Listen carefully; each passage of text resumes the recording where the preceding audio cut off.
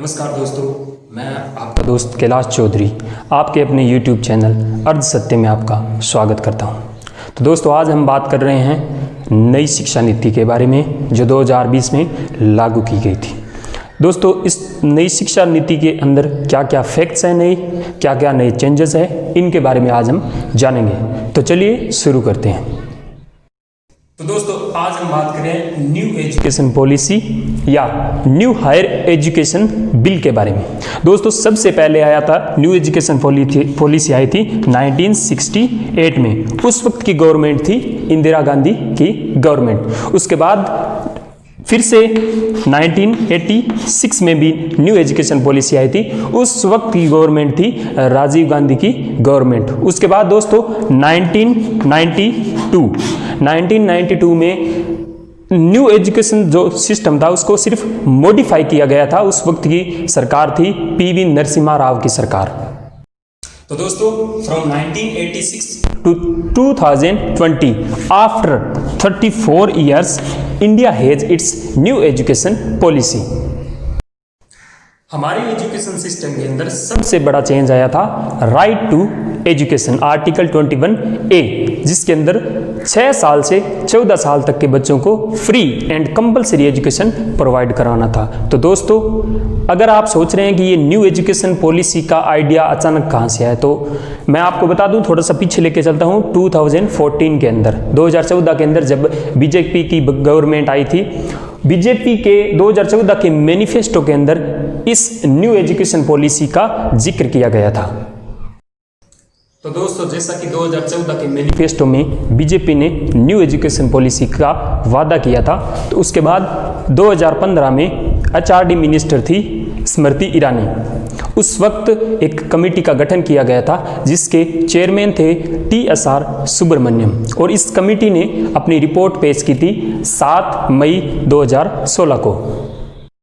तो दोस्तों, इस रिपोर्ट के मेन ऑब्जेक्टिव थे to improve the quality of education और दूसरा क्रेडिबिलिटी ऑफ एजुकेशन। उसके बाद in October 2016 ministry release the draft policy but nothing happened. तो दोस्तों, उसके बाद डॉक्टर के कस्तूरी रंजन के चेयरमैनशिप में एक नई कमेटी का गठन किया गया था जिसके अंदर कुल 9 सदस्य थे, जिन्होंने 2019 के अंदर नेशनल एजुकेशन पॉलिसी का प्रारूप किया था जो फाइनली पास्ड इन 2020। तो दोस्तों, इस न्यू एजुकेशन पॉलिसी के अंदर 3 सबसे बड़े चेंज किए गए हैं। पहला, एचआरडी मिनिस्ट्री को मिनिस्ट्री ऑफ एजुकेशन के नाम से जाना जाएगा। दूसरा, अभी तक एजुकेशन के अंदर जीडीपी का कुल 1.6% दिया जाता था, जिसको अब इंक्रीज करके 6% कर दिया गया है। और तीसरा है सकल नामांकन रेशियो। तो चलिए अब हम बात करते हैं कि इस न्यू एजुकेशन पॉलिसी के अंदर स्टूडेंट्स के लिए क्या चेंज किए गए हैं। जो पहले स्टेज थी, जो फॉर्मेट था 10+2 का, उसको अब 5+3+3+4 कर दिया है। 5 यानी जिसको फाउंडेशन स्टेज कहा जाता है, जिसके अंदर प्री प्राइमरी के 3 साल और उसके बाद फर्स्ट क्लास और सेकेंड क्लास। उसके अगले 3 का मतलब है क्लास 3rd से लेकर 5th तक। उसके बाद में इस 3 का मतलब है क्लास 6 से लेकर 8 तक, जिसको मिडिल स्टेज कहा गया है। और जो लास्ट वाला है 4, जिसका अर्थ है क्लास 9 से लेकर क्लास 12 तक, जिसको लास्ट स्टेज कहा गया है।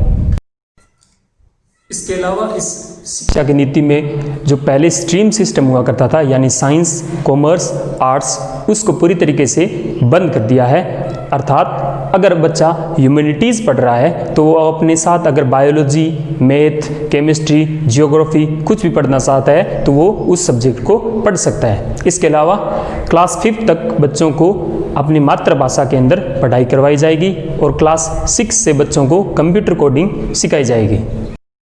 इसके अलावा क्लास 6 से अगर बच्चा किसी भी कंपनी के साथ इंटर्नशिप करना चाहता है तो वो उस कंपनी के साथ इंटर्नशिप कर सकता है। और क्लास 9 से लेकर 12 तक सेमेस्टर सिस्टम कर दिया है। उसके अलावा बच्चों का जो रिपोर्ट कार्ड है वो 360 असेसमेंट के ऊपर बनेगा, जिसमें उनकी एकेडमिक, प्रैक्टिकल और अन्य गतिविधियां शामिल रहेगी। अब कॉलेज की शिक्षा के बारे में बात कर रहे हैं। अगर आपका मेरिट लिस्ट में नाम नहीं आया है तो आपको एक एग्ज़ाम देना पड़ेगा CAT कॉमन एप्टीट्यूड टेस्ट, जिसके अंदर आपके जितने नंबर होंगे उसको मिला के और आपके बोर्ड के जो नंबर है उन दोनों को साथ में मिला के आपको कॉलेज के अंदर एडमिशन लेना पड़ेगा। इसके अलावा अगर आप फर्स्ट ईयर में कॉलेज छोड़ते हैं तो आपको एक सर्टिफिकेट दिया जाएगा, और अगर सेकेंड ईयर में आप कॉलेज छोड़ते हैं तो आपको डिप्लोमा दिया जाएगा, और इसके अलावा आप अगर थर्ड ईयर में अपनी कॉलेज की शिक्षा कंप्लीट करते हैं तो आपको बैचलर की डिग्री दी जाएगी, और इसके अलावा अगर आप फोर्थ ईयर में छोड़ते हैं तो आपको बैचलर की डिग्री के साथ में रिसर्च की डिग्री भी दी जाएगी।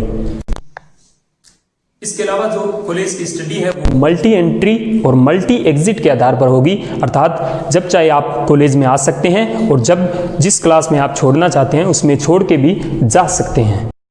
इसके अलावा कॉलेज के अंदर एक क्रेडिट बैंक बनेगा जिसमें आपके पूरे साल की गतिविधियों को नोट किया जाएगा। इसके अलावा अगर आप IIT कर रहे हैं और साथ में आर्ट्स और ह्यूमैनिटीज़ पढ़ना चाहते हैं तो वो भी आप पढ़ सकते हैं। तो दोस्तों ये थी न्यू एजुकेशन पॉलिसी अर्थात न्यू हायर एजुकेशन बिल। आशा करता हूँ वीडियो आपको पसंद आई होगी। लाइक करें, शेयर करें एंड सब्सक्राइब करें। धन्यवाद।